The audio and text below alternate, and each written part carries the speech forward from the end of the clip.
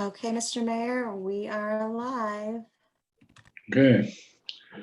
Meeting to come to order, roll call, please. Okay. We have Mr. Campbell, Here. Mr. Morrison, Here. Ms. Rojas, Here. Mr. Nathan, Here. Ms. Sweat, Here. Mr. Kohlberg. Here. You join me in pledge allegiance. You have a flag up. I pledge allegiance to the flag of the United States of America, United States of America. to the To the republic, republic for which it stands, one nation, under one God, nation, One nation, under God, under God, indivisible, indivisible, indivisible, with liberty and justice for all. justice for all. excuse absence, we have none. Agenda approval. I'll make a motion to to accept tonight's agenda. Second. Okay. Approved. We have an amended to agenda. Well, I believe you have to vote on this one first. Okay, fine. All in favor, Campbell? Point of order, sorry, Mr. Mayor. You had the right order. They made the motion, and so now you guys can make the amendment and then vote on that and then vote to amend, Then you- vote to approve it as amended. Oh, Okay, okay, so you don't have to vote on that one? Correct. Okay, well, I move to amend the agenda to include public hearing, item J4, resolution 21-04, public safety contract, and new business items L1, discussion, community tsunami evacuation, July 21st, 2020, emergency operations management debriefment, and item L2, discussion, city manager resignation.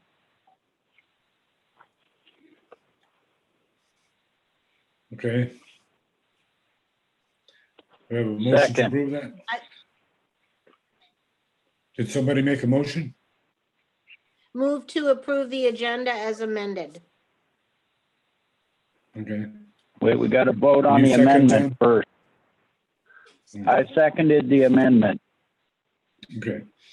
Okay, all's in favor, Campbell, Aye. Morrison, Aye. Rojas, Aye.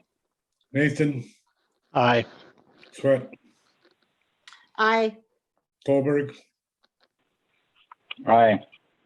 Hmm. I make a motion to approve the agenda as amended.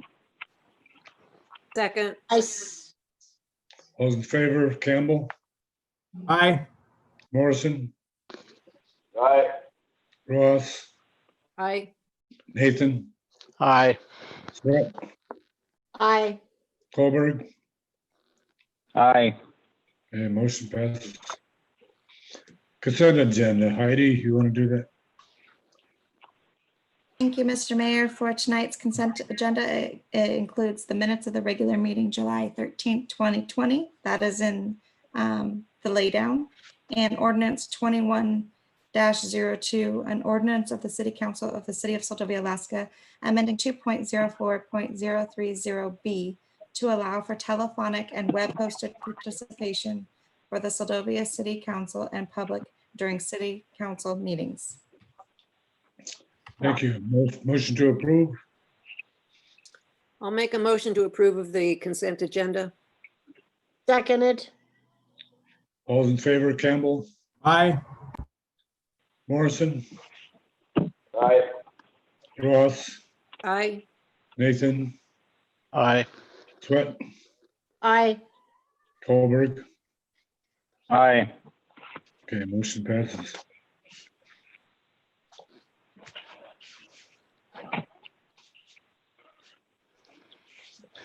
Mayoral proclamations on Public presentation prior notice? None. Public presentations for items not on agenda. Is Laura Hiltz on?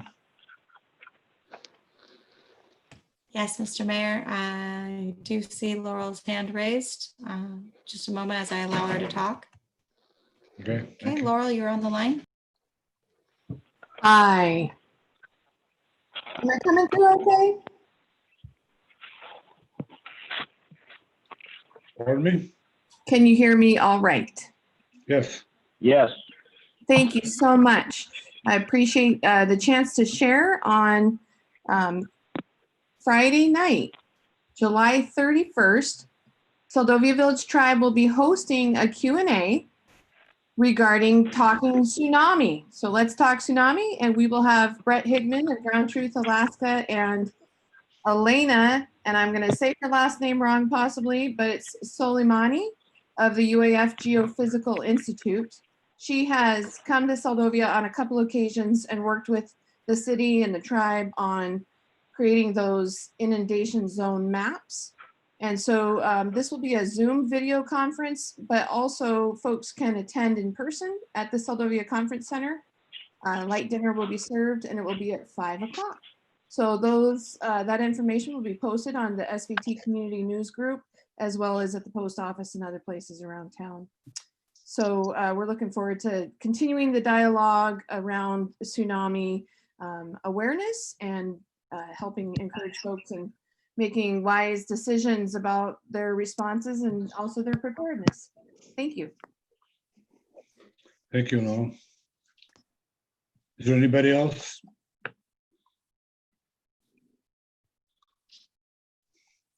If not, committee advisory board reports. There's none. Public hearing, ordinance 21-01, an ordinance of City Council, City of Seldovia, Alaska, amending section 2.32.150, absentee voting. Heidi? Yes, thank you, Mr. Mayor.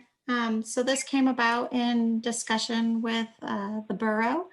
They are sending out absentee ballot applications to every registered voter in the borough. And in the past, Kenai, Soldotna, and Seward have all been on their absentee ballot application, so that when you receive the application, you are able to check that yes, you want the boroughs. And then, you know, secondly, you need Kenai's or Soldotna's or Seward's, depending on where you live.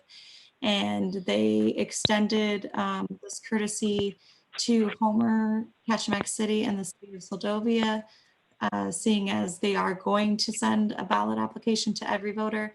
That way, everybody has the chance to get both their municipality and borough application or to sign up for that in one nice application piece. And then they'll, every day when they receive that they'll consolidate them and put them in a spreadsheet and send out to the municipalities who needs an application per that municipality or per municipality. And so this is on page 9 of your packet.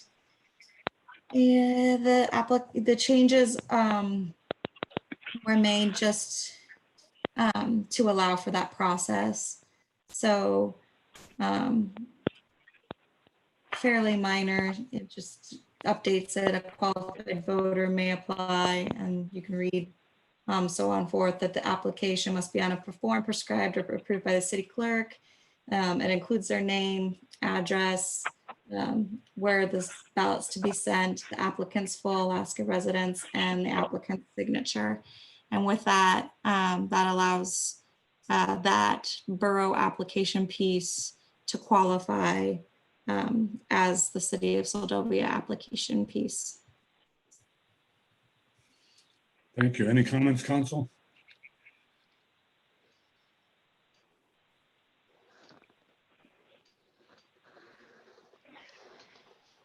If not, we'll move to public.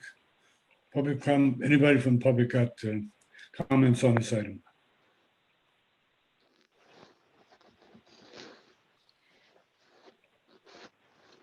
Hearing none, what kind of action do we want on this? Heidi? Well, if the council approves the ordinance change, it would be an adoption this evening. I'll make a motion to adopt ordinance 21-01. Second, Second. All those in favor, Campbell, Aye. Morrison, Aye. Rojas, aye. Nathan, Aye. Swett, Aye. Colberg. Aye. Motion passes. Resolution 21-2, notice of the election, October 6, 2020, City of Sedovia. Heidi? Yes, thank you, Mr. Mayor. This is on page 11 of your regular packet. This election year is going to be for one mayoral seat and two council member seats. That'll be Jeremiah Campbell's and Bobby Sweat's seat are up for elections this year. The declaration of candidacy will open on the 3rd of August, so that'll be Monday, and it closes on the 17th of August. I will have packets here at the city office and online for anybody who wishes to run, to declare for candidacy. And if you look on the next two pages, 12 and 13, are a few notices that will go up just to inform the public of that election calendar and the declaration of candidacies open period. Thank you. Council comments?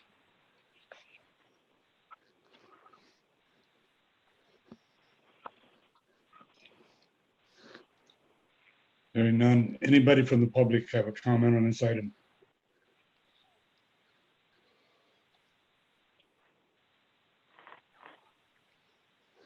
Hearing none. What are your wishes, council?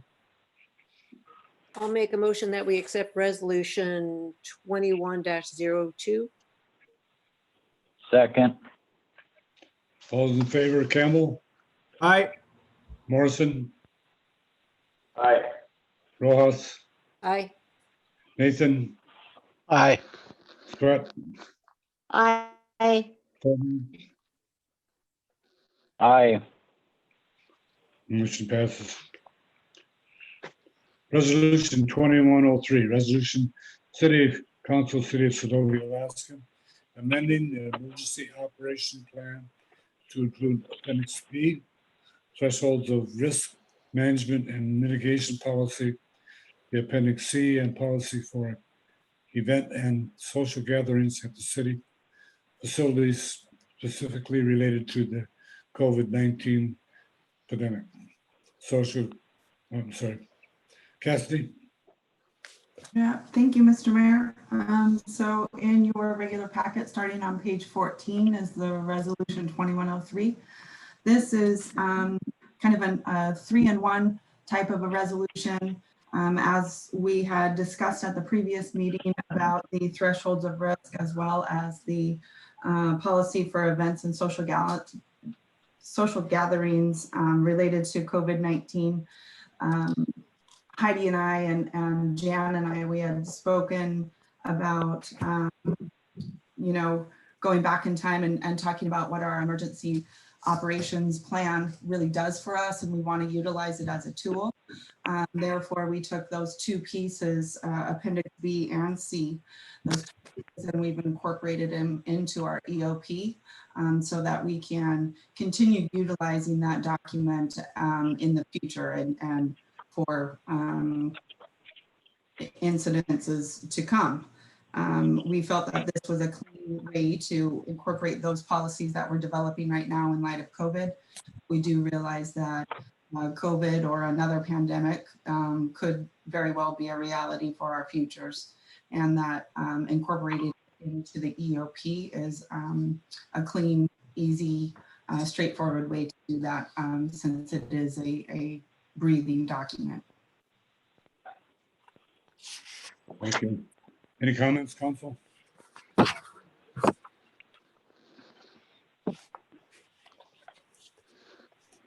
think it's a good idea. Good plan.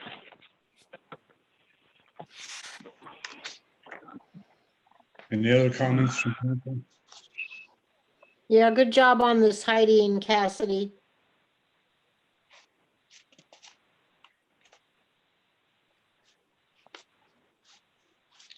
Okay, we'll move to public comments. Any comments from the public on this item?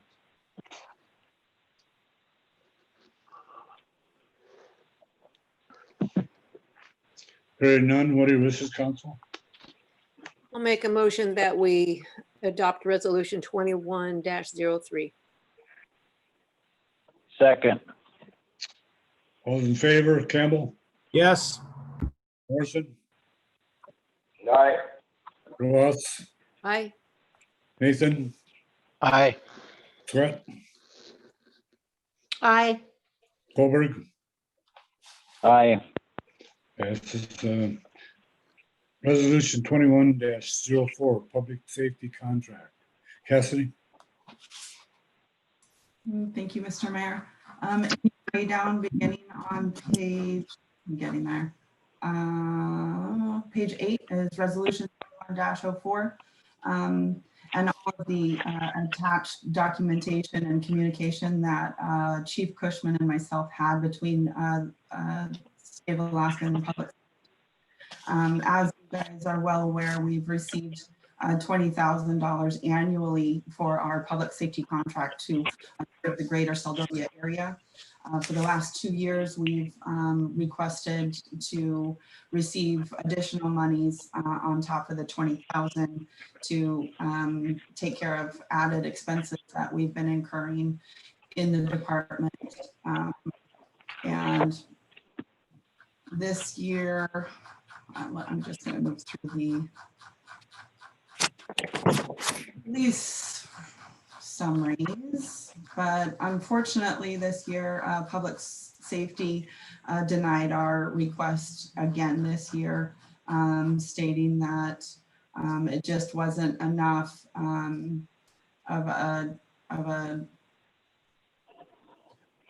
it just wasn't enough for them to justify additional funding for our community.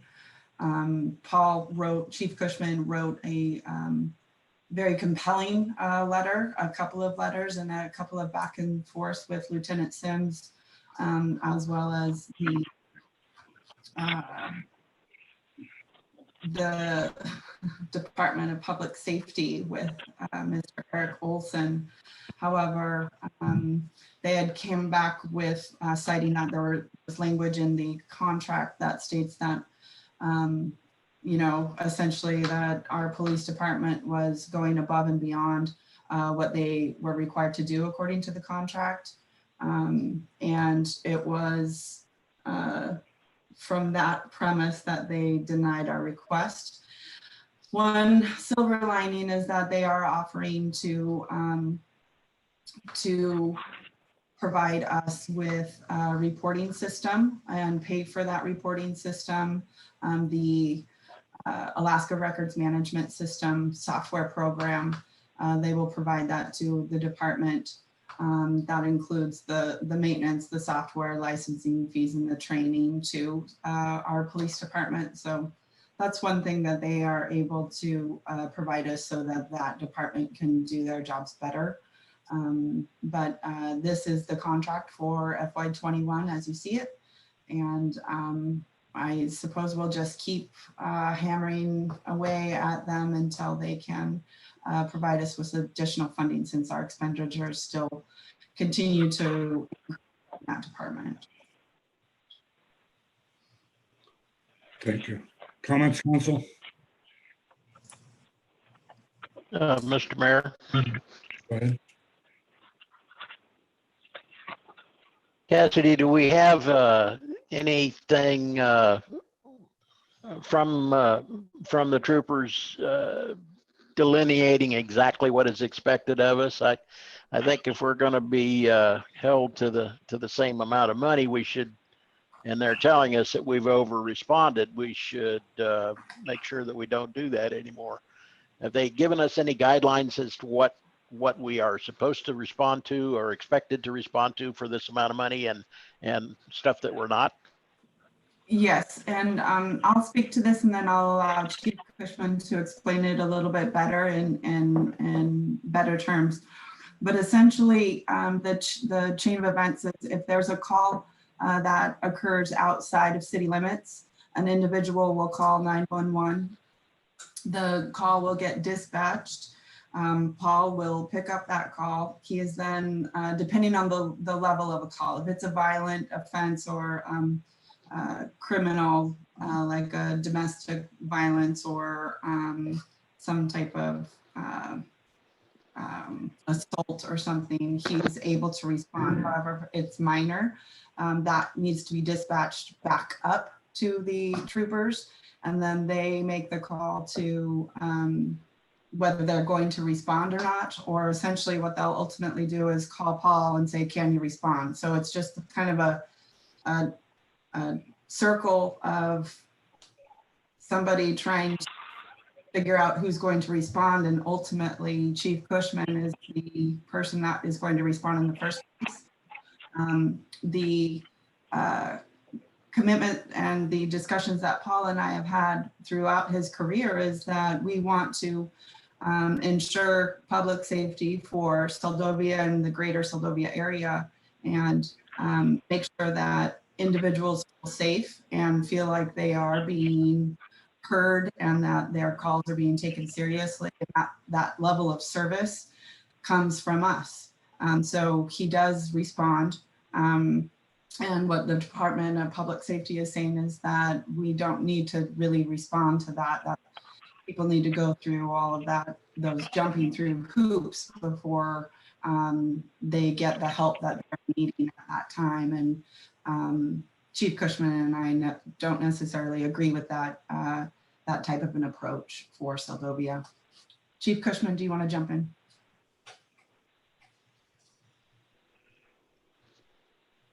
Any other comments, council? Sorry, if you wanted me to respond to all of that, I just had to do the typical, make sure I was not muted.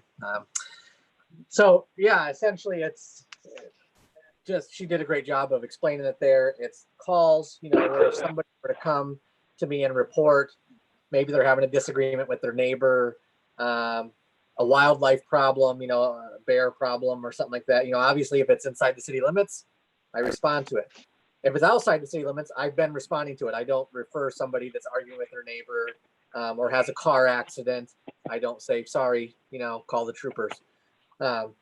Anytime that I've had to say, call the troopers, obviously the people that live out the road, rightfully they say, well, they're not going to do anything. They're not going to come over here. And I'm like, yep, you're probably right. So, and so, we don't want to have any division between out the roaders and in towners or anything like that. So the practice we've had has just been to respond to every call that I'm able to respond to.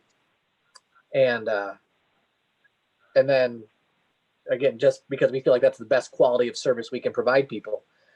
If I was overwhelmed, to the point where I couldn't handle the in-town calls, then certainly, then we could rely on the troopers. But when that's usually not the case and I can help somebody, I want to be able to help them. And the troopers, they do in the contract as very specific language of what they expect me to respond to and what they don't expect me to respond to. But they do have a caveat in there of what they call agency assists, which essentially means if a trooper calls me and says, hey, can you help me out with this? Then I'm supposed to help them out with that. And so as you can all imagine, I'm sure, if there's two neighbors that are arguing and they call me and they kind of tell me their story of, hey, this is going on, my neighbor's doing this, and I listen to it all and they've told it to me and I say, okay, I'm sorry, I need you to call the troopers. So then they call the troopers, they get shuffled around to a trooper eventually. And then they tell their whole story again to the trooper. And then the trooper says, well, I can't do anything, I'm over here, So then they say, well, let me see. And then the trooper calls me or tells them, well, you need to call your officer, because a lot of the troopers don't understand how the whole Seldovia concept works either. And, they have to tell the trooper, well, I did call Paul and he told me to call you. And so then the trooper calls and requests an agency assist, in which case I ultimately end up handling the call anyways. But it just added a lot of runaround for the person. So they're more frustrated to begin with than that, they already are having this problem maybe with their neighbor or whatever issue is they're going on that they felt the need to call the police. And then they felt like they've kind of got the runaround. They called me and I sent them away. Then they called the troopers and the troopers sent them back. And then it feels like, they're kind of getting stuck with somebody who didn't want to deal with it in the first place. So I'd much rather just happily deal with it in the first place. But that's what the troopers have pointed out, that, hey, you want more money, but you're still handling these calls that we've told you not to deal with. So, we're not going to give you that money. Thank you, Paul. Any comments, council? Mr. Mayor, Go ahead. I'm trying to remember, Cassidy, if we have had a campaign with folks outside of the city limits of Seldovia to letter write, call their representatives, make a point, inform them enough that they could write letters in concern to the Department of Public Safety. Have we tried that? I'm trying to remember if we ever did that or if that would make any difference, because I'm sure people out there truly appreciate the fact that they get a response and they're not left hanging. So I think the relationship that you and Paul spoke of, to have a good relationship between people who live in the city limits and outside of city limits, is what we want to maintain. But I'm wondering if putting some emphasis from those people who do live out the road, who are very pleased that they get police response, needs to be documented, written letters, some campaign. I don't know. Have we thought of that? Yeah, that's never come up before, and we've never put any energy into such a campaign to do that. So that's a great idea to put the appreciative twist on it and get the people that are actually really appreciative of the department's efforts and get them to start voicing. Okay. Mr. Mayor? Go ahead, George.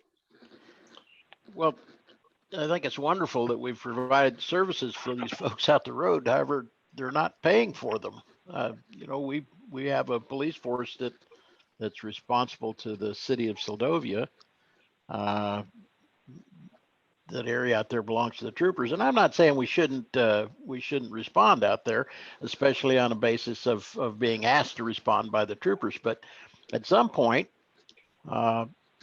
maybe we need to get the folks out the road to contribute a little bit to help defray the costs of this. We're getting, squeezed economically every day. Maybe a service area or something to cover these responses if we can't get any more money out of the state. I think we should be able to try to get some help from the folks that are actually receiving the service. Thank you. Any other comments, council? Yeah, Mr. Mayor, I have a comment. Go ahead, Jeremiah. Yeah, I kind of agree, with George and I fully agree with George and Vivian both here. I mean, this is Seldovia is, like any other small community where we've got, a large response area and only one officer that's local. I mean, it presents a unique challenge. It's hard, it's hard not to over respond when you've got, friends and neighbors and, other people that, even though they live out the road, they're still members of our family and our community. So I definitely, I feel for what Paul's going through in this, and this is a typical, we've gone through this now every year since I've been on council and, years before. And it's obviously the typical, Alaska state government bureaucracy, the big spinning wheel. No big surprise there. And it's only going to continue to get worse as funding gets worse. Imagine what it's going to be like here in the future when someone's actually got to pay for this COVID response. This is going to be nothing. So I think I'm not anticipating any money to come our way in the future. I mean, I think it's a great idea that we can do letter writing and a campaign. And I agree. I mean, there needs to be another pot of money outside of the state to help us out, but it's going to be an uphill battle. I think we all recognize that. So, yeah, I don't have the answer to this one other than we probably do need to explore some limited options somehow. But I don't see a big solution in the near future here for this. So I appreciate Paul's efforts, in doing what he can do to manage manage the out the road situation as best he can. So that's all I have. Thanks. Thank you, Jeremiah. Any more comments, council? I got, yes. Go ahead, John. I, for a long time, have thought about it, and I've always felt that our policemen should work for Seldovia, and the folks out the road, they either need to bring a trooper over or get a VPO or whatever. But our guy is doing double the workload for the city of Seldovia for not much more than regular salary. And every time you go out, you arrest somebody, if you look, every time somebody gets arrested and sent to court, they get a slap on the wrist and they're leaving the courthouse before the police officer gets out of there. Or you, if you have to testify. They're just in and out. They aren't really being punished for crimes. And it's a heck of a workload for 20 grand. We could do without it and just deal with Seldovia, and they want agency assist. You just tell them, no, you got to come over, and they will do like before. When they come over, somebody is going to jail. And that's just the way I've felt about it for a long time. Our policeman goes out there as a state trooper and arrests somebody, and they're in the council chamber screaming and hollering at the city because it's the city policeman. And they don't understand that when our police officer leaves the city limits, he's actually a state trooper. So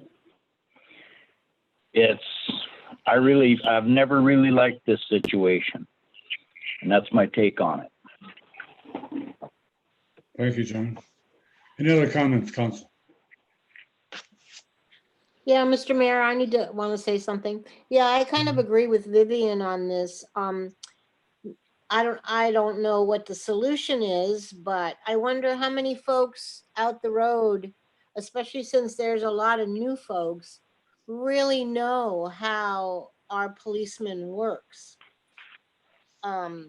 If you're talking like Vivian said, getting those folks to write letters to their representatives, maybe they could be educated first somehow. And again, I don't know how to do that.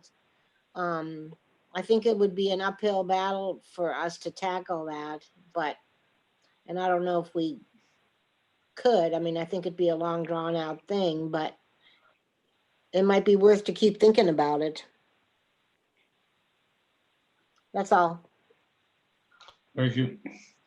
Anyone else? Mr. Mayor, yep, if I may, just one comment, short comment. Thank you.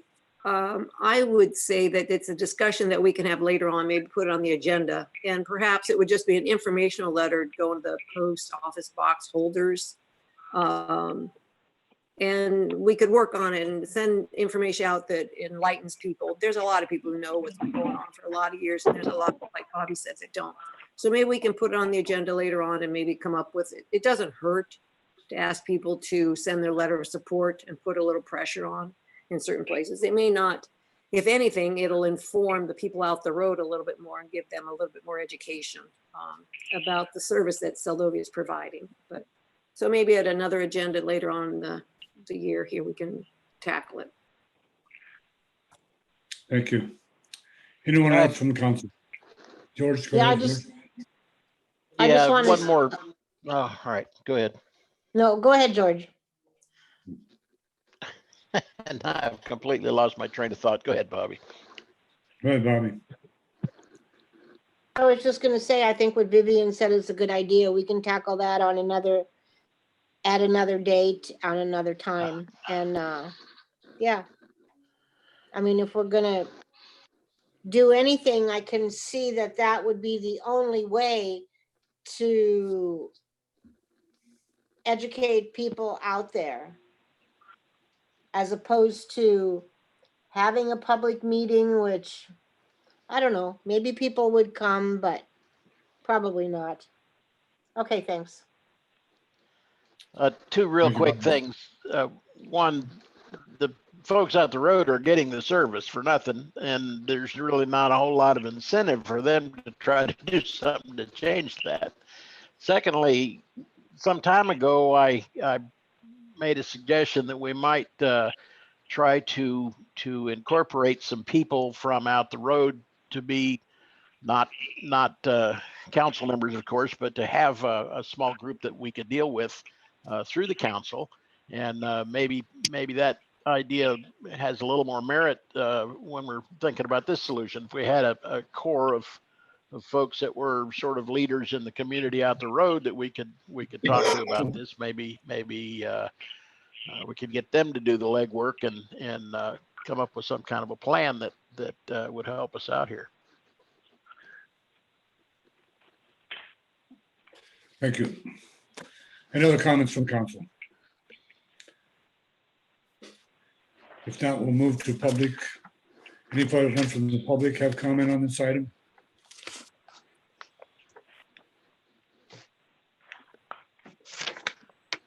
Hearing none, what are your wishes, council? I'm sorry, Mr. Mayor, we do have a hand raised at the last minute here. Will be Miss Crystal Collier. You are on the line, Crystal. Hi, thank you very much. I just wanted to say that this is an interesting development in that Seldovia Village Tribe, because of our jurisdictional area in the village, is eligible for a VPSO, but we've never been able to apply for one or the program because the city has always had the contract with the state troopers for providing services out the road. And it sounds to me like maybe you don't have one that says you can provide the service, but that was always our understanding, was that you guys receive funds to respond to calls when they occurred out in the village. And that was paid for by the state of Alaska.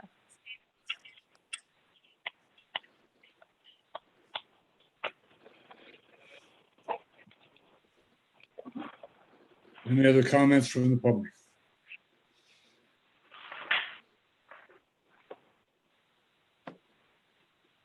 If not, council, what's your wishes? Any action on this? I'll make a motion. I'll make a motion that we We accept need to-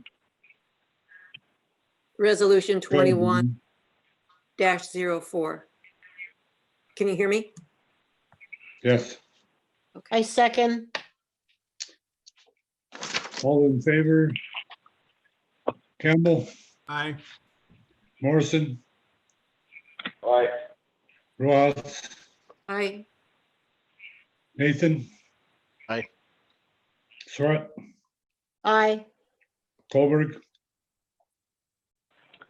Aye. Oh, okay. Motion passes.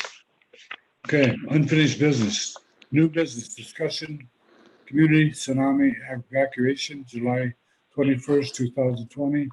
Emergency operations management debriefing. Cassidy? Thank you, Mr. Mayor. On page 53 is the beginning of the debriefing summary of the tsunami evacuation of July 21st, 2020. It gives you a detailed play-by-play of what happened in those 2 hours from when the earthquake occurred to 12:35 when the stand down notification was received to the city of Seldovia. With the emergency alert summary. And then upon that, our emergency management team and staff, we met for a debriefing and kind of talked about what went well and what needed some work and what we could do better. And that starts on page 56. So about between 50 and 65 individuals evacuated and moved up to the school that evening. Most people stayed in their cars or they were outside. There was about 6 to 8 individuals that were inside of the school in the commons area. They were socially distanced. Many were wearing masks and were trying to do the social distancing because they were definitely remembering that we're in a pandemic right now. We had several staff members that were providing us intel and information from their homes or where they were located. They, for their personal and family choice reasons, they stayed where they were. They're in a better position to stay in their homes than to come towards an emergency situation. And with that, they were able to provide us support telephonically as we could. I think Paul was getting better cell phone reception than I was at a certain point. At a certain point, I had 0 cell reception, which made things quite frustrating, as well as the firewalls at the school prevented me from accessing internet and Wi-Fi capabilities. That snag is being worked out with the school district, as well as the need for our emergency management team to have an incident command center located off the evacuation shelter site, which we're working with the Sea Otter Community Center and the CIRSA board on being able to access that facility and run our emergency operations out of that in the future. Things that our staff and our emergency personnel did very well and very timely was they mobilized all of the heavy equipment and the emergency equipment up to the school. We did have a notification that a wave, the potential of a wave could hit Seldovia a little bit before 12:35 a.m. Excuse me, 1:25 a.m. Therefore, we made the call to better to be safe than sorry, and we moved all of our equipment and emergency equipment up to the school. Chief Cushman was key. He was readily accessible, but he was making his rounds through town to inform people of the status of the warning and the evacuation notifications and trying to share information as he had found out. So we're trying to provide that information in real time. I had a few meetings with emergency management up at the borough, and we were sharing information, but this particular event, the information was very late in coming through the borough to us, and we're working with the EOC up there to remedy that in the future and make sure that we have the information that we need to make those calls for our community. And we noticed that during that event that several individuals arrived with pets, and we want to remind the general public in the event of an emergency, they need to keep their dogs and pets leashed. There's a lot of traffic that's going in and out of the school parking lot, and it would be posed as a safety hazard, and it would be pretty sad if somebody's dog got hit in the event that we were going in and out of that parking lot. But all in all, considering the status and again, we had another drill. Thankfully, it was an ability to put all of our planning efforts into action. We responded very well, and we've gotten good feedback throughout the community. And we really appreciate constructive criticism. And if anybody has any, please contact us directly so we can continue to improve our systems and improve what we are trying to build here in Seldovia. Thank you, Kathleen. Council comments? Mr. Mayor. Go ahead. Yeah, Cassidy, I thought that everything went really well, all things considered. The one comment I have is the alert says to contact or to listen to local radio stations for further information. I listened quite a bit to several different stations. I never heard a word about it, about a tsunami on the radio. I wonder if you know, they're supposed to be part of this warning system. I wonder what happened there, why we didn't. Yeah, KBBI is the point on that for the peninsula, and they share information. They were right on it, and I know that they were making those announcements and sharing information very, very readily and very. Okay, I was surfing. I guess I just missed them. Any other comments, council? Yeah, Mr. Yeah, Mayor. Go ahead, one of you, Bobby, was that you? No, go ahead, Jeremiah. Okay, yeah, just real quick. Yeah, I'm kind of same thing with George. So it was kind of interesting because I had just left Soldovia. So at that point I had driven up that night and I was just getting into Anchorage when someone called me. I forget, maybe it was Angela, I'm not sure, to tell me what had happened. And so I immediately, started looking. Oh, someone was driving with me and they got a text. And so we started looking, he started looking on Facebook. First thing I said is go to the Chatterbox. You'll start seeing some stuff. And then, I didn't hear anything on any of the Anchorage radio stations, nothing.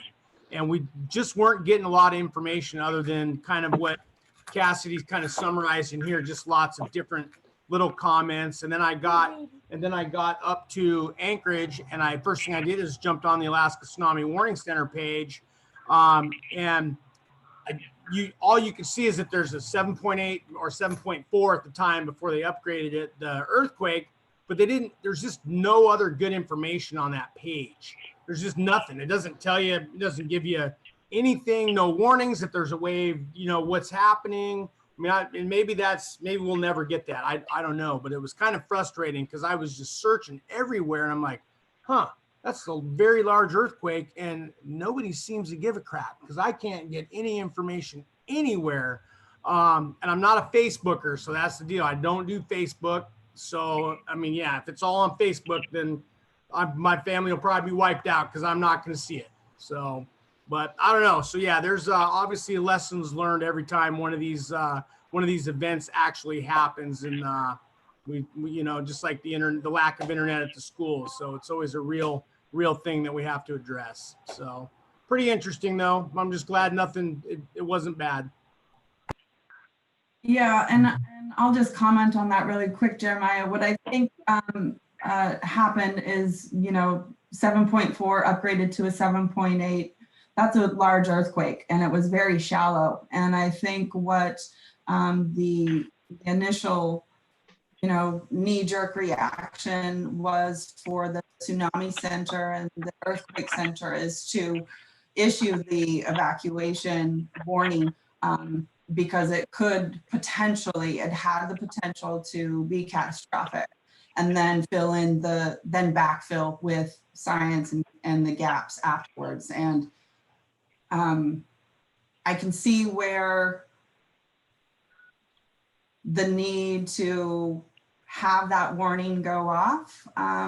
However, I've made the request that when there is that warning and when there are those evacuations occurring in Alaska and along the peninsula, decision makers and emergency management teams need to have a bit of more information in order to assess their situations where they are. And in this case, we did not have that. And we were doing the best that we could with what we had. But yeah, I mean, if you look at the other side of it, devil's advocate, if there was a wave and we had 10 minutes sitting around on Facebook waiting to see, or are they going to be moving? It's such a hard situation and it's so circumstantial. Yeah, if I might just respond real quick, Mr. Mayor. Yeah, so I totally agree with you. I mean, here's the real life scenario of that. So, Angela calls me, we have a full hotel, it's the middle of the night. So what is she gonna do? She's like, what do I do? I said, well, you gotta go pound on doors. I know what's gonna happen. There ain't a freaking person gonna come out of their rooms, not one.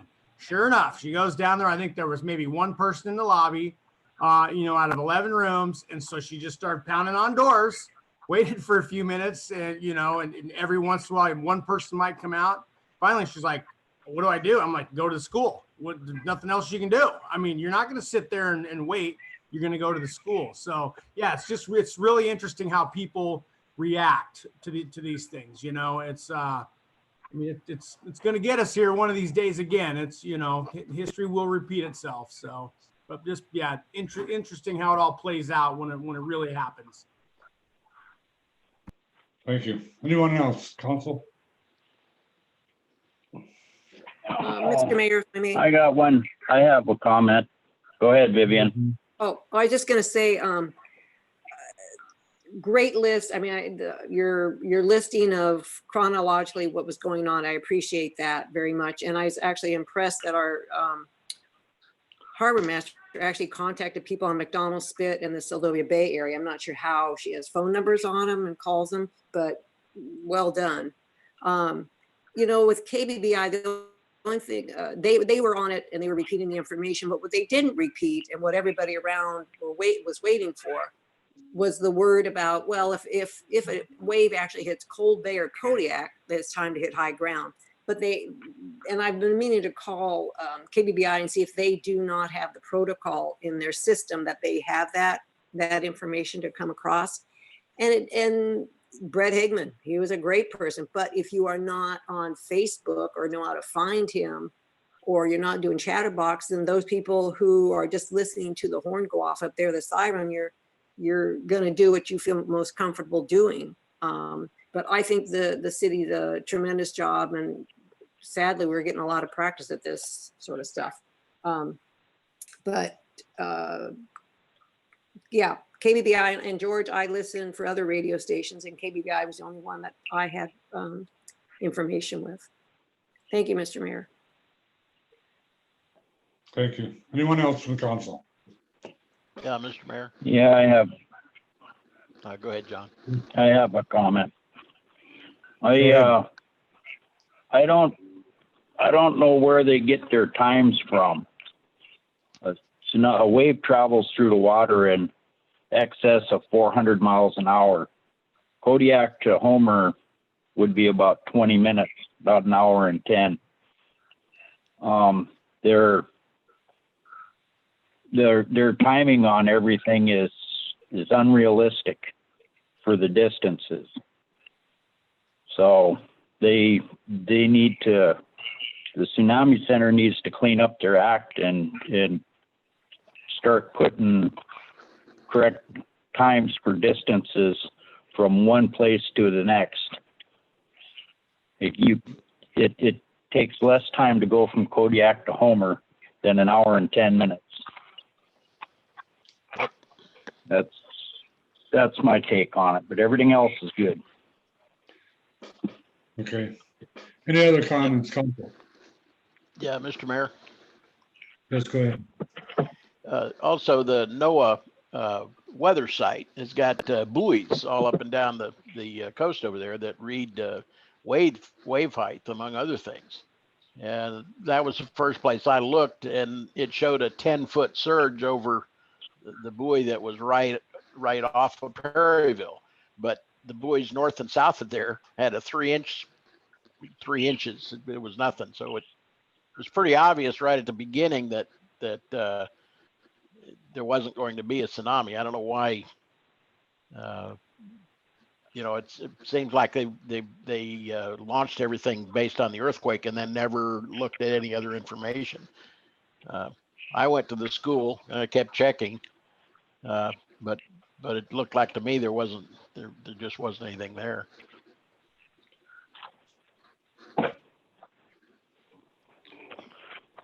Okay. Any other comments, council? Yeah, I have a comment. Go ahead.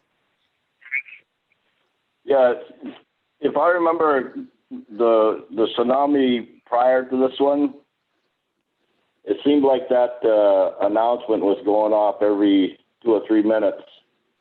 Tsunami warning, move to higher ground, move to higher ground. I think I heard this one 2 or 3 times, and then we didn't hear anything else out of it. I went back to bed. Yeah.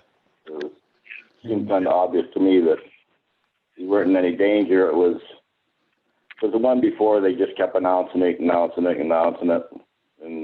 this one, it was kind of quiet. So I don't know if I'm just remembering it wrong or not, but anyway, that's all. Thank you. If there's no other comments, we'll move to comments. Anyone from the public? Have a Yes, comment Mr. on Mayor, we have Shannon Kester. that? Who is it? Shannon, you're on the line. Hi there, can you guys hear me okay? I can't hear you very good.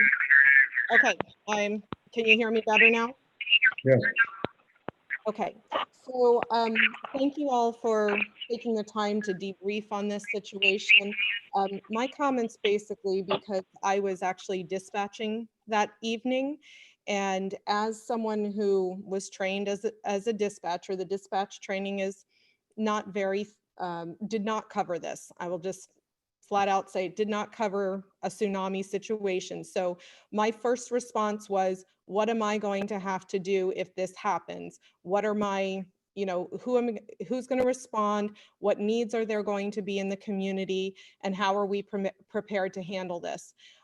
My first response when I heard it was, to look at Facebook also to see what information I could find, tuning into KBBI and trying to get information that way.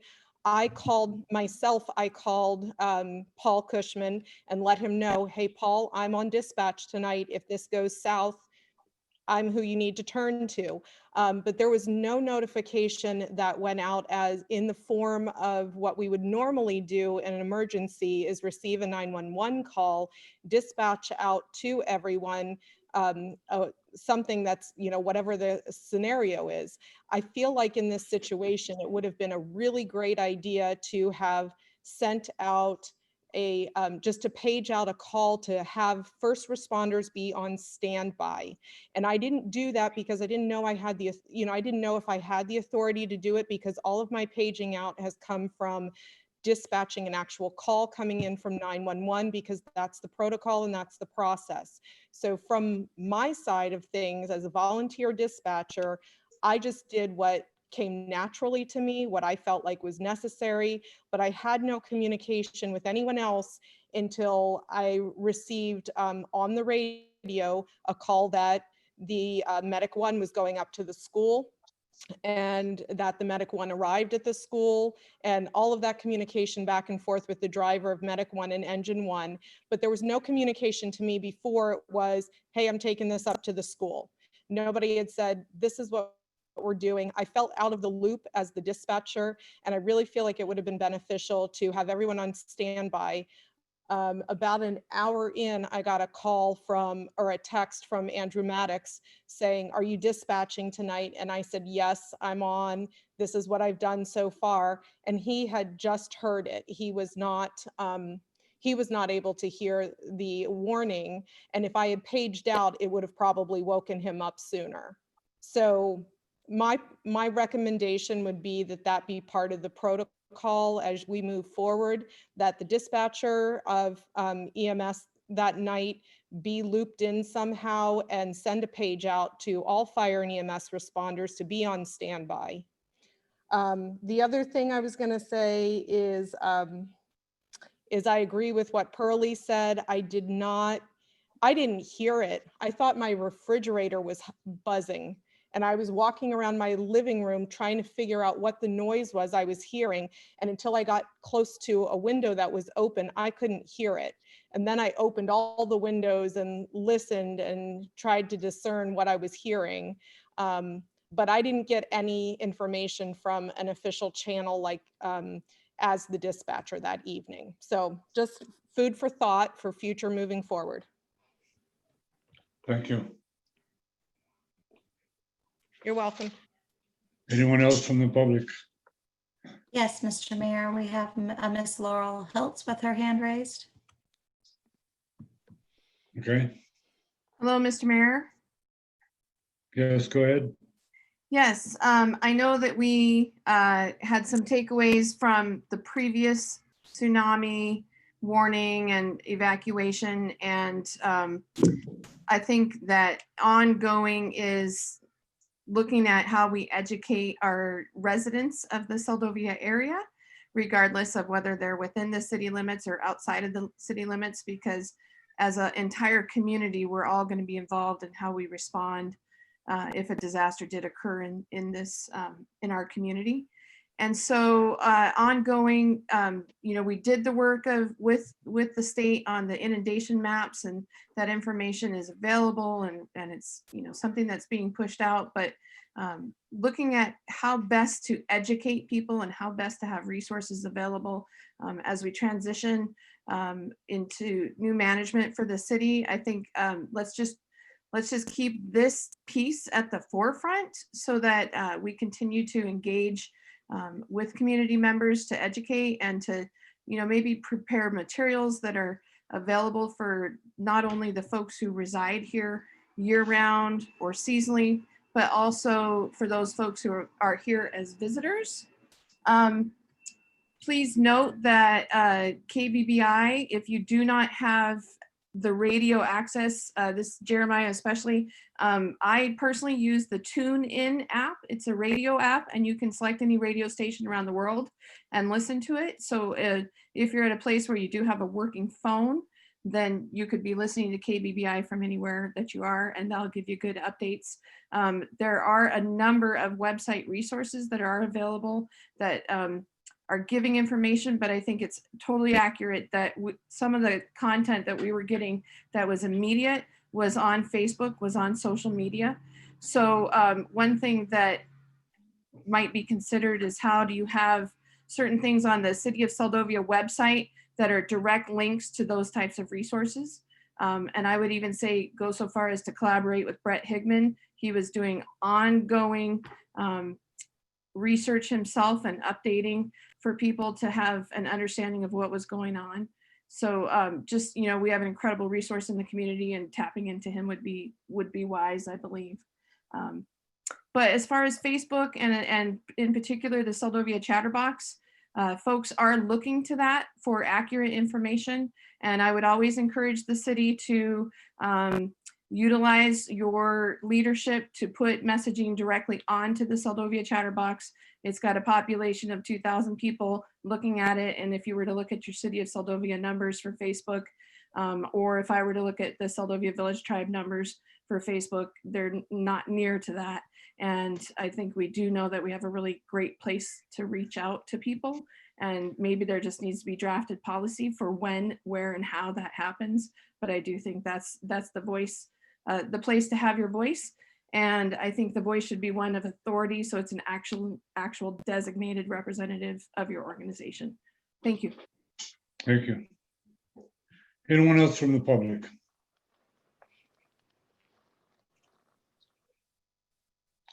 Hearing none, Council, what are your wishes on this? Do we need action on this? Cassidy? No? Okay. Good, moving on. Discussion, manager registration. Cassidy? Yeah, thank you, Mr. Mayor.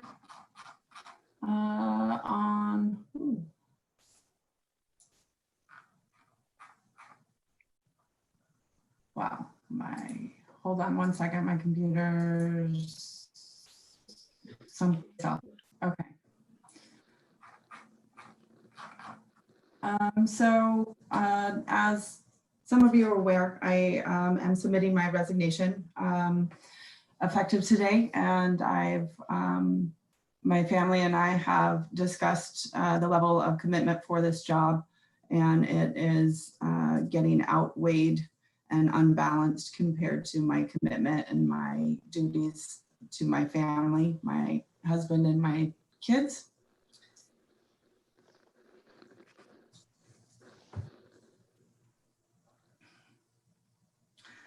It's been a pleasure to work for the City of Seldovia and for the council.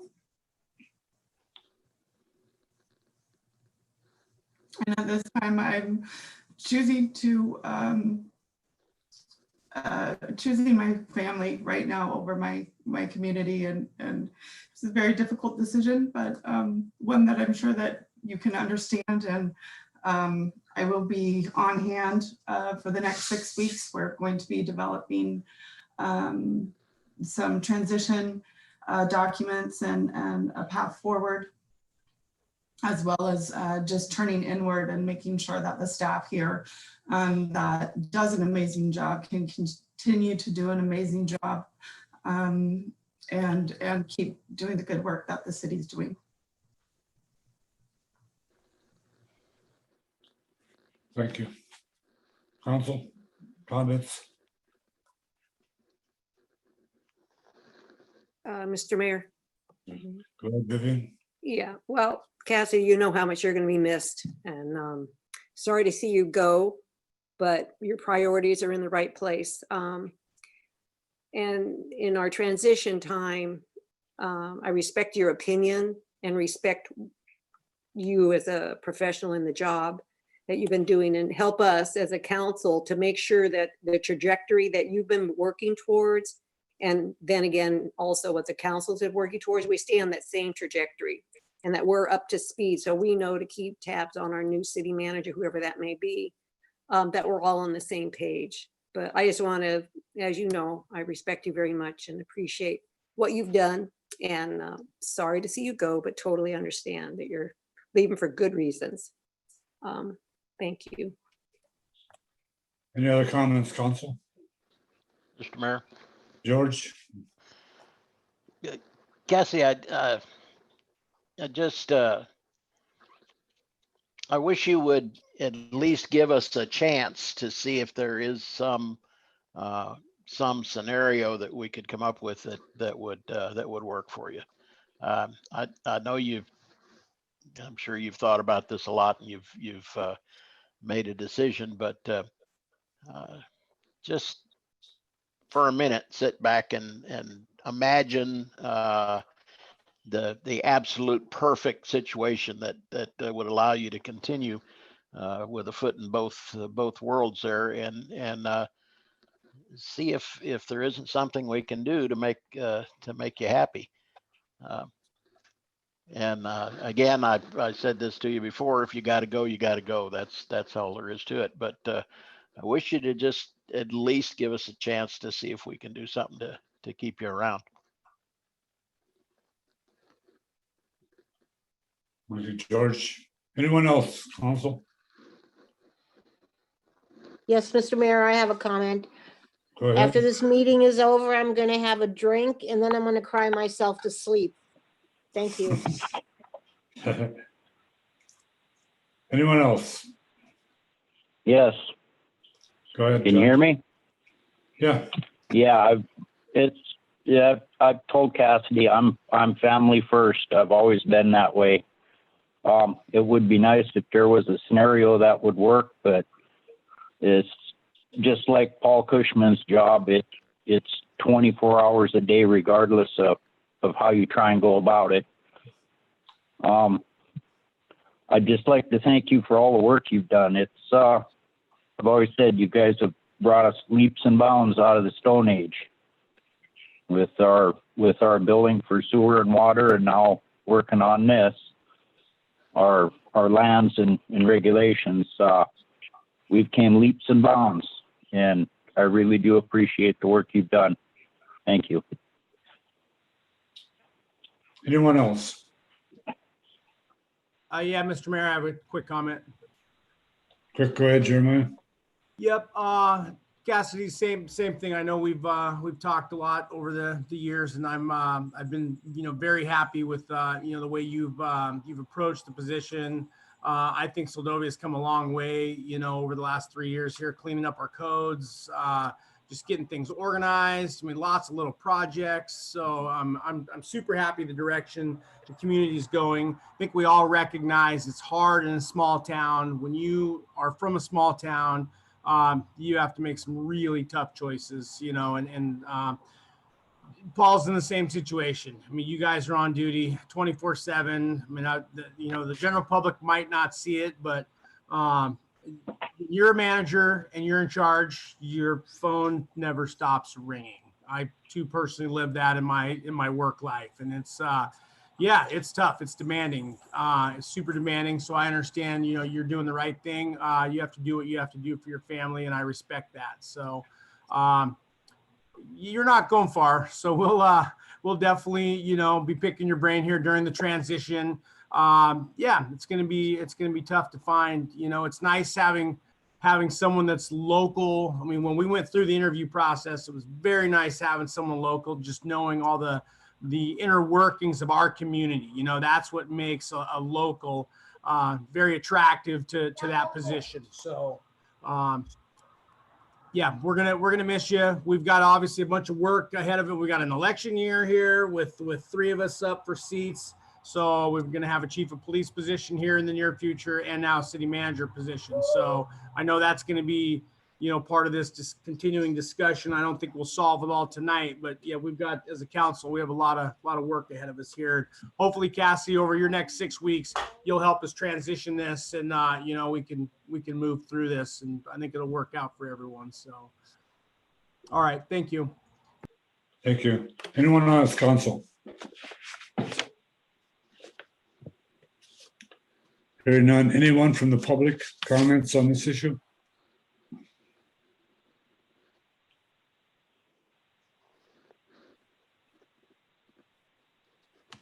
Yes, Mr. Mayor, we have a hand raised from a Miss Crystal Collier. Okay, go ahead.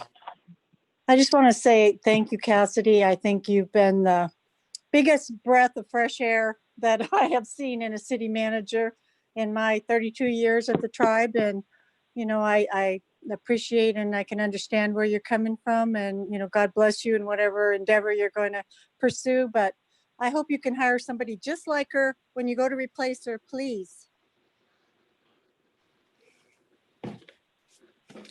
Thank you. Anyone else, public?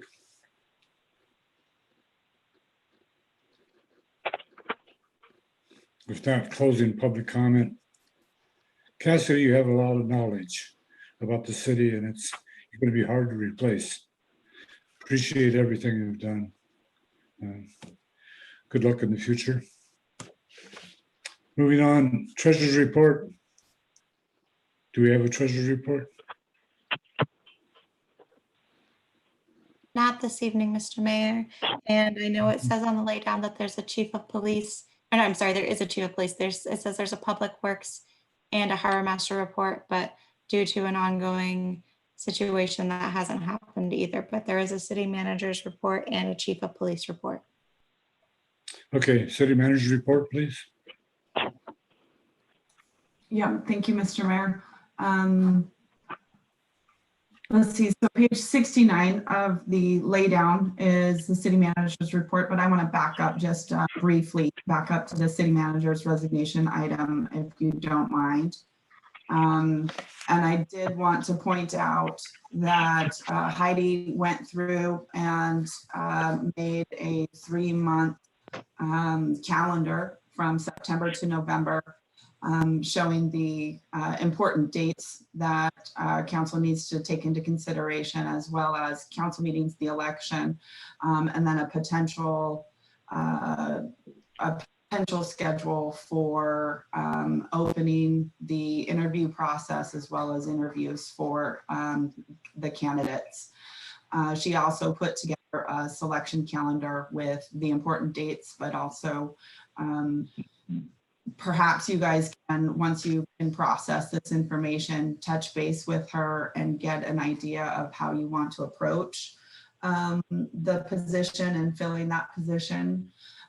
In the past, and the job announcement that we'll post, if you guys are on board with this job announcement, we'll get that out into circulation as soon as possible with AML and some other areas that we post. So I just want you guys to look at that information, digest it and process it, and then maybe touch base with Heidi on how to go forward.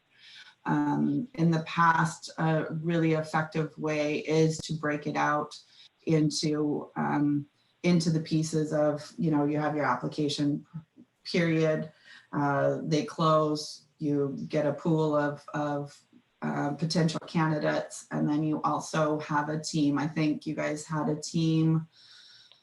Actually, we did, myself, Lisa Stanish, the previous clerk, and some council members. We were all, actually, I think the entire council was on the interview team for the rounds for when Todd Larson came on with us. So just to get that in your guys' minds on what it could look like and what the potential timeline would look like would be beneficial and get you guys far.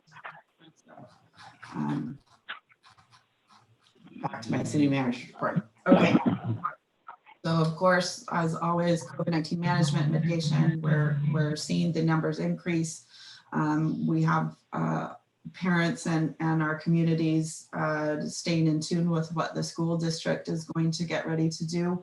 The first day of school is scheduled to be August 24th. So as we get closer to it, we're hoping that we'll be able to see students in class in person. However, with the large increase in cases in Alaska, it's something that we really need to pay attention to and make sure that we're doing all that we can to make sure our kids and our economy can stay on track and prevent another shutdown. Last council meeting, we rolled out the Corona Relief Fund grant program, the Coronavirus Relief Fund grant program for our business community. We've received a few business grant applications. Heidi has put together just some basically just some advertising for it to get the word out there. I've seen business owners on the street and I've been talking to them. So hopefully we'll see more applications come through and we'll be able to start rolling out that money from the CARES Act that we've gotten and get it back into the economy here in Seldovia. Related to that, Jan and I are tracking our CARES Act expenses. And we're on track. We're going to have to make some adjustments going into the fall, but they're adjustments in terms of we're not close to spending, we're not close to the threshold, so we're not close to expending that much money. So we're going to recirculate it and put some more money, hopefully, back into that grant program, as well as make sure that our fire and EMS departments have all of the tools and resources they need for a COVID response. In addition to this, I don't know if you guys have been following, and I had mentioned it a couple of meetings ago, is that the Kenai Peninsula Borough received $37 million in CARES Act funding. And they have rolled out their grant program for businesses, and they had initially included businesses that were outside of the incorporated cities. We've been meeting, meaning the incorporated cities managers have been meeting with the borough to discuss the percentage of their 37 million, and that percentage includes sales tax that they've received from incorporated cities. So they're going to be having a special meeting August, I want to say August 4th, but don't quote me on that. It could be August 8th. It's an even number in August and it's a single digit. That's how my brain works. But they are considering opening up part of their monies to incorporated cities and the businesses within those cities. I got a spreadsheet this morning from the finance director that has kind of the breakout of those funds that would be coming through the incorporated cities, and then we would push those out to the businesses. And it's a good chunk of money for us. So we're hoping and praying that the Borough Assembly will pass that resolution to adjust their allotment, their CARES Act funding allotment allocation, and include incorporated cities in that. so that we can better support our businesses within the city limits. And there's a good chance that that's happening. So just stay tuned and I can keep you guys tuned into what's going to happen in the next week or so. Jan and I have been doing our quarterly reporting and I'm getting her up to speed. Her and I are going to start spending a lot of time deeply digging into her roles and her duties and getting ready for the upcoming audit in 2 weeks. And I'm beyond confident in her abilities to just absorb the information and absorb all of the training that she's gotten. So we'll be in audit mode for the next 3 weeks or so. The police chief position, we have received 1 bite and it wasn't the bite that we were looking for.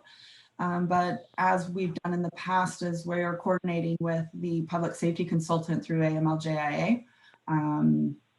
And he is very well versed in all things police in Alaska. So I think he might know every single police officer in Alaska. And he's able to give me the ins and outs of our candidates as they come through the office. We've advertised, Chief Cushman provided several outlets to advertise the position on, and we've gone ahead and done that. So hopefully we can see some more activity and getting that position filled. The audit, I mentioned audit, the census community raffle. Heidi, have you done a drawing for the raffle yet? I forgot to talk to you about that today. Yes, we did do a drawing, but there are still gift certificates left, so we do need to do a round 2, and I'm getting prepared to have that be sent out shortly. Awesome. The Lollipop Park equipment installation, we're ready to go. The guys have been sidelined with a wastewater lift station issue for the last 5 days or so. And then with the stairs at the multi-purpose room are getting finalized. Amanda's working on those. But once the station issue gets cleared up, no pun intended, then the concrete and the footers for the Lollipop Park equipment will be poured, and we'll hopefully get Carl Croft down here from Exerplay to assist us and sign off on that installation. So we're so close. Yet some other things have popped up. Included in this packet is the AMHS work group that the governor formed earlier this year. They send out an outreach letter, same old, where it asks communities and community leaders to talk about the importance of the ferry, the importance of the ferry system in our communities. And while I'm very much wanting to do this, the director for AML has suggested that community leaders, mayors, council members, managers, that we take a moment, he's trying to organize that we take a moment to record, do a Zoom record of more personal rundown of what the ferry means to us, how important it is to us, what roles we play in our community, and what role the ferry plays in our community, instead of just here's a piece of paper telling you again how important we think that the ferry is. So if any of you are interested in being on that Zoom video, let me know and we can organize a schedule. He's shooting for August 5th, so that would be next week. And if you're interested in being on camera and being that voice for the community, please let me know.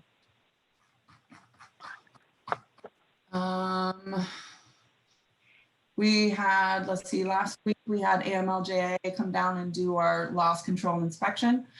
They did that 2 years ago, and they went through all of our facilities, took a look at what we had In the last inspection, we've corrected all of that. We've made upgrades and we're on a really good path to making them happy insurance-wise and safety-wise. So they were pleased with what we're doing here in Seldovia. The wastewater and sewer lift station repairs included in this is a very important reminder of what is safe to flush and what's not safe to flush. The lift station on the north end of town has been not functioning correctly, and so there's been a tremendous amount of backup. We've been pumping it. Kevin from Alaska Rural Water Association, he's also wastewater system certified.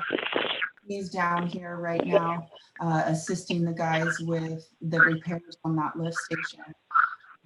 And so they're pumping it out, cleaning it out. They're pulling the pumps out tomorrow and getting all of the innards cleaned out, and hopefully it should start pumping. I don't think there's any reason why to think that it's faulty, the lift station. However, it's a good reminder to share with our community what you can and cannot put down your toilet and your sewer system.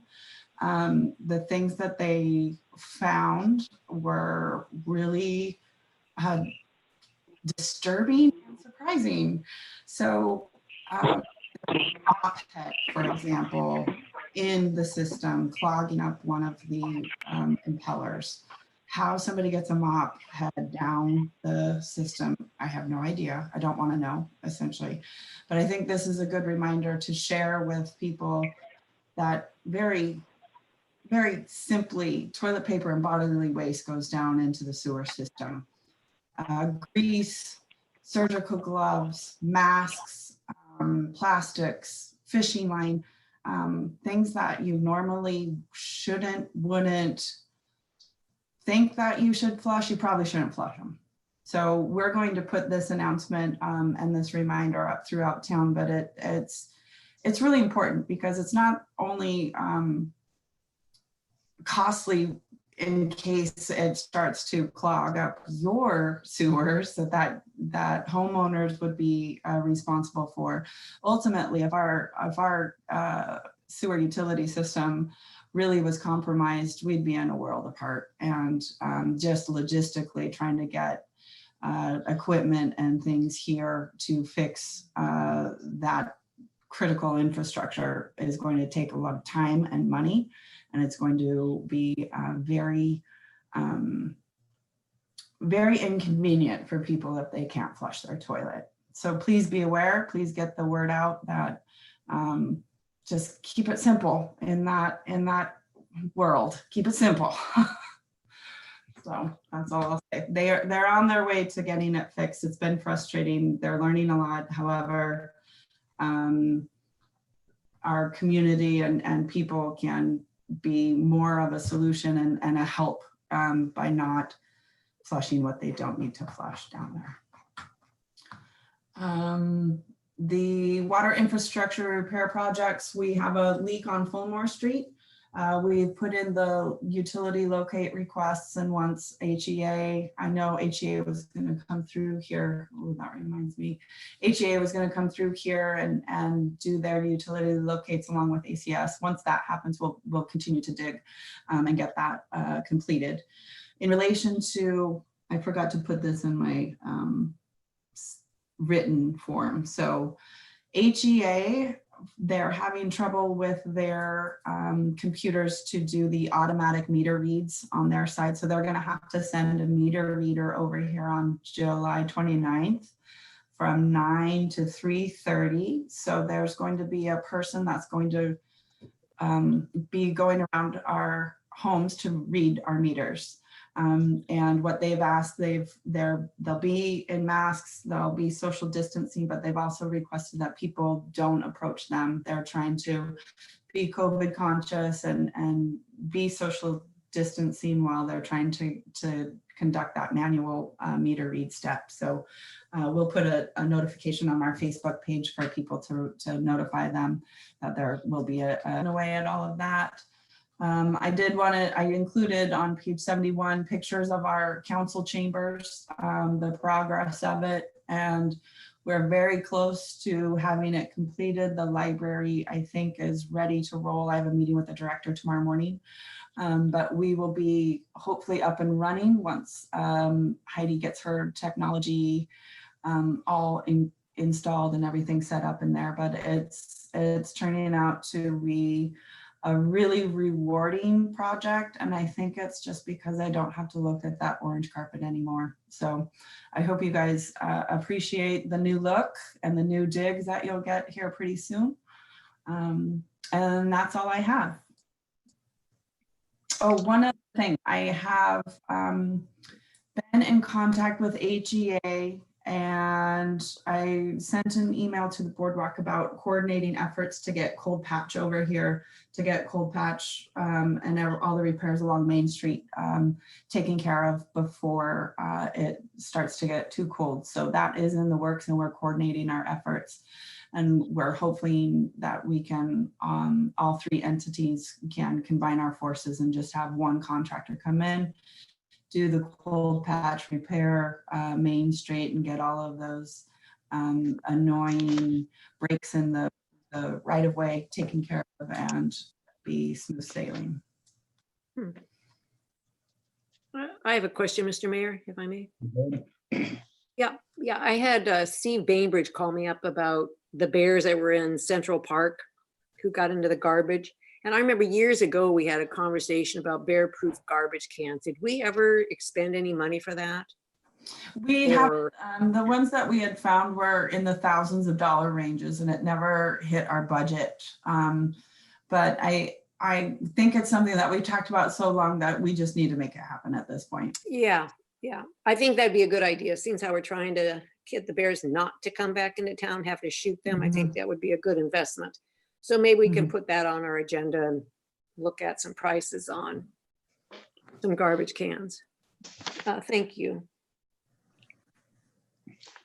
Any other questions for city manager? If not, we'll move on to chief police report, see lay down. Well, I just realized as I was looking through the laydown that I saw that my letter that I normally type up and send wasn't attached. And so I went to my email and I see that I did not attach it when I sent that to the city manager and the clerk. So I did type up a letter, but I don't have it in front of me either.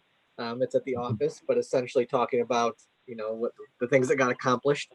Just for memory, obviously there was some public relations things. We had the Black Lives Matter march last month, and I participated in that and had some good dialogue with people around that issue. I also participated in Seldovia Village Tribes Ready, Set, Go.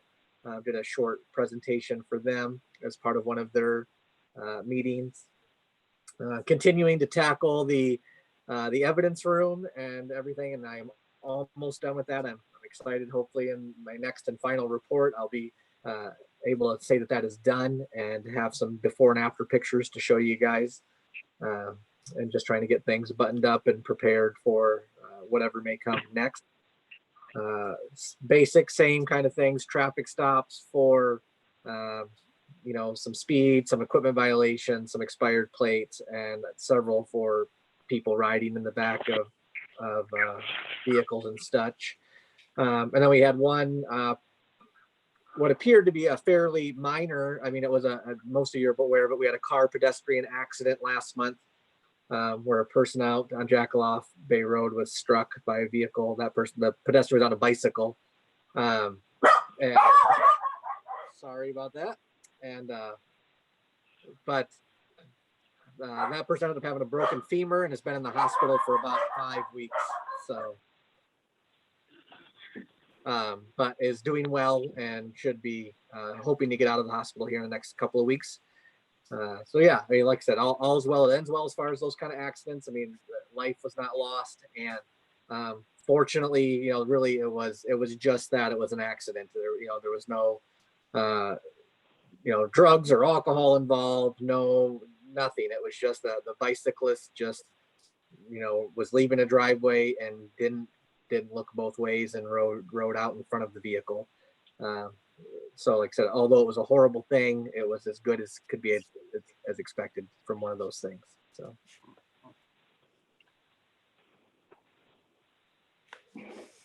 Thank you, Paul. Any questions for Paul? If not, we'll move on. Harbor's report, none. I'm sorry, Harbor Master's report, none. Public Works report, none. Additional information not requiring action. Executive session, none. Council and mayor comments concerning items not on the agenda. Campbell? Thank you everyone for attending. Appreciate all the information. Morrison? Yeah, just a great meeting. Thanks everybody attending, and Cassie, we're gonna miss you, and Paul, we're gonna miss you too. So that's all. Thanks. Ross? Yes, thank you for a great meeting. And yeah, we are going to have a big staff turnover and a lot of work ahead of us. But thanks everyone for all your time and effort. Thanks. Nathan?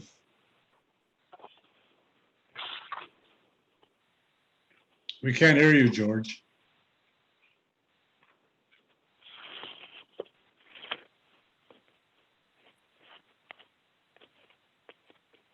Still can't hear you.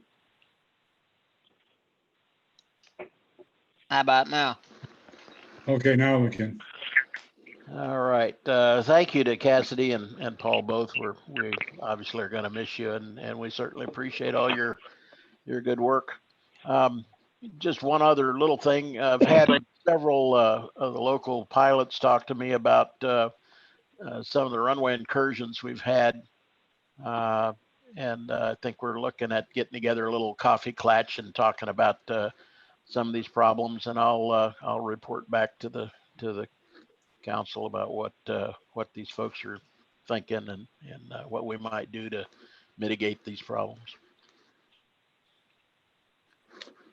Thank you. Sweat? Yeah, thanks everyone for attending, and thanks to the girls at the city for all their hard work. Colberg? Thanks everybody. This nice meeting. Thank you for all your hard work, Cassidy, Paul. Looking at your report, you've been super busy. Thank you for all your hard work. And thank you.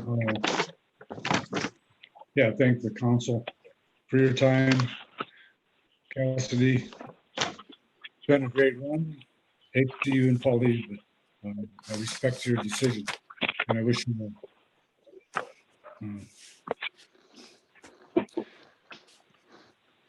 Next meeting, regular meeting will be Monday, August 10th, 2020 at 6 p.m. Motion to adjourn, please. Make a motion to adjourn. Second. Adjourn. Okay, good night, everyone. Good night, everyone.